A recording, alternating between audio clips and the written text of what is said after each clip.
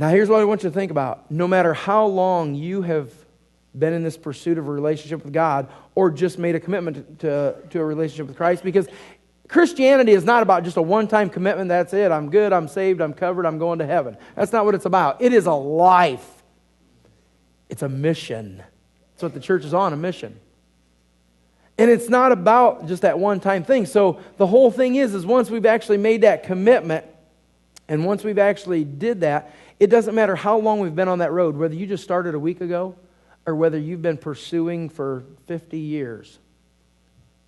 Do you realize there comes a time where we might have to actually stop and rethink, where am I really at? Has my focus drifted off somewhere along the line? And what do I do to get back?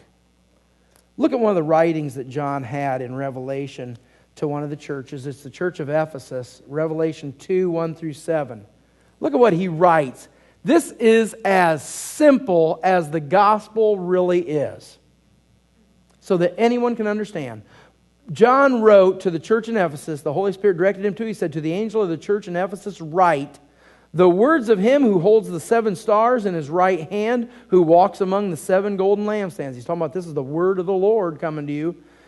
He says, I know your works, your toil, and your patient endurance, and how you cannot bear with those who are evil, but have tested those who call themselves apostles and are not, and found them to be false. I know you are enduring patiently and bearing up for my name's sake, and you have not grown weary.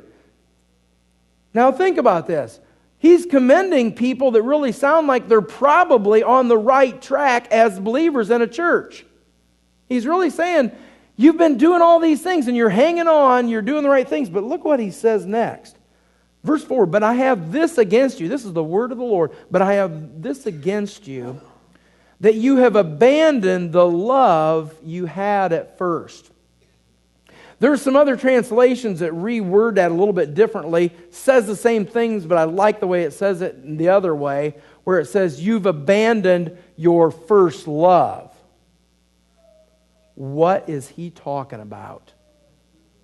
Jesus. Think back to what I said back when we first started. There's a difference between in being a steward, whether you are a manager or a caretaker. You can manage something with a set of regulations and rules of how to manage it.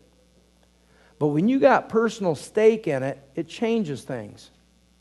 You can have a form of Christianity and look like you are following the Christian way and really pursuing, maybe even in doing things that would appear like you're really doing something right and good, and yet it never maybe even started, or it started but it waned off the real part of Christianity. And you know what that is?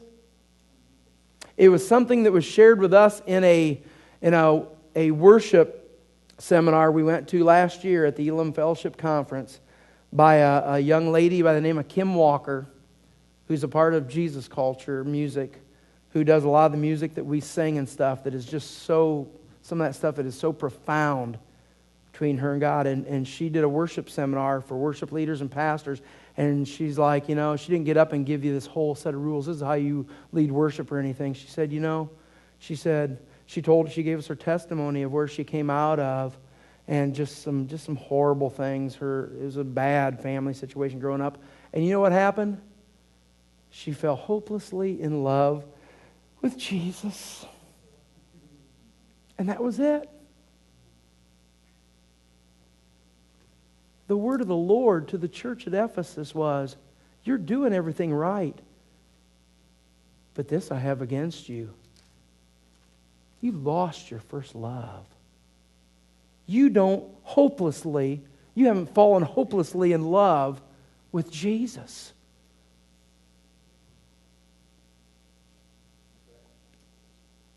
That's what I long for. That I just am hopelessly in love with Jesus. That people think I'm an idiot, like David, when he brought the the Ark of the Covenant back into the city, and he danced before the Lord with all of his might because he loved God with all that is within him. And he didn't care who said anything or what they thought or anything else, because you know what? All that mattered was just him and God. He's the one we'll all stand before someday.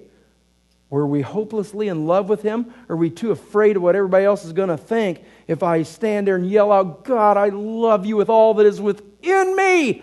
No matter whether I feel like saying that or not, because I love him and I want him to know that. And in that process, you think you don't feel it? When you finally let yourself go and really do that, you'll feel it.